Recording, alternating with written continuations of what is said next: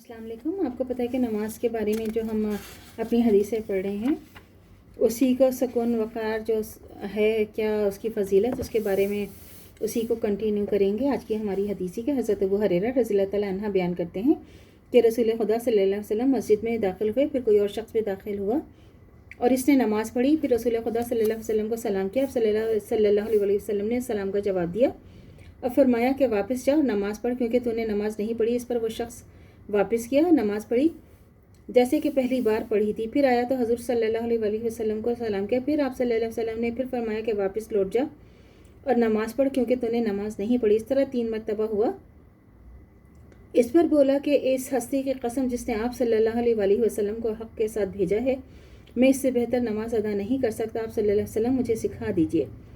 اس پر آپ صلی اللہ علیہ وسلم نے فرمایا کہ جب تم نماز کے لیے کھڑے ہو تو تکبیر کہو، پھر جتنا قرآن پڑھنا تمہارے لیے آسان ہو تو اس کو پڑھو، پھر رکوع کرو یہاں تک کہ رکوع میں اطمینان سے ہو جاؤ، پھر سر اٹھاؤ یہاں تک کہ سیدھے کھڑے ہو جاؤ، پھر سجدہ کرو یہاں تک کہ سجدے میں اطمینان سے ہو جاؤ، اور پھر سر اٹھاؤ یہاں تک کہ اطمینان سے بیٹھ جاؤ، پھر پوری نماز میں اسی طرح اطمینان اور آہستگی کے ساتھ رکوع اور سجود وغیرہ کرو۔ یہ صحیح بخاری کی حدیث ہے۔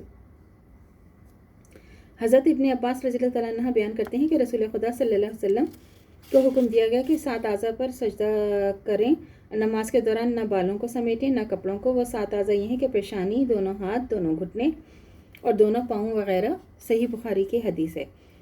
اور اس کا کیا 7 اعضاء پر سجدے کرنے سے کیا مراد ہے؟ وہ یہ ہے کہ سجدہ کرتے ہوئے یہ 7 اعضاء ضرور اس جگہ کے ساتھ لے کے جہاں سجدہ کیا جا رہا ہو۔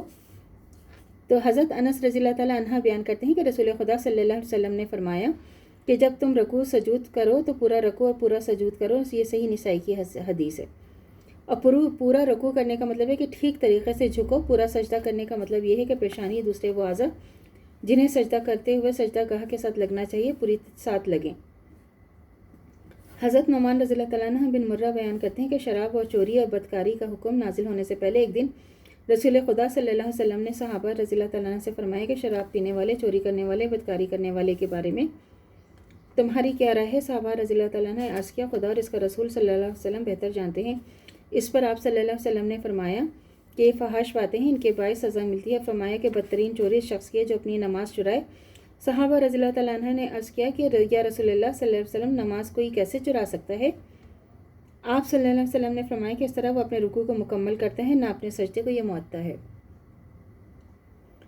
حضرت حذیفہ رضی اللہ تعالیٰ عنہ کے متعلق روایت کیا گیا ہے کہ انہوں نے ایک دن ایک شخص کو نماز پڑھتے دیکھا جو رکوع سجود وغیرہ کی ادائیگی میں کمی کر رہا تھا۔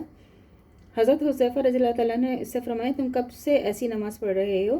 اس نے عرض کیا 40 سالوں سے۔ تو حضرت حذیفہ رضی اللہ تعالیٰ نے فرمایا کہ تو نے تو 40 سالوں سے نماز پڑھی ہی نہیں، اگر تو ایسی ہی نماز پڑھتے پڑھتے مر گیا تو محمد صلی اللہ علیہ وسلم کے دین کے علاوہ کسی اور دین پر مرے گا۔ پھر فرمایا کہ انسان ہلکی نماز پڑھ لے مگر رکوع سجدے وغیرہ کو پوری طرح عمدگی سے ادا کرے۔ صحیح نسائی کی حدیث ہے۔ ہلکی نماز سے مراد یہ ہے کہ لمبی لمبی صورتیں نہ پڑھی جائیں، چھوٹی چھوٹی پڑھ لی جائیں، یا غیر مقدس سنت نفل نہ پڑھے جائیں۔ اس طرح نماز کو ہلکا کر لیا جائے، مگر جتنی بھی نماز پڑھی جائے اس میں رکوع، سجود، قیام وغیرہ سب ارکان نماز کو آہستگی، وقار، عمدگی کے ساتھ طریقے سے ادا کرنا چاہیے۔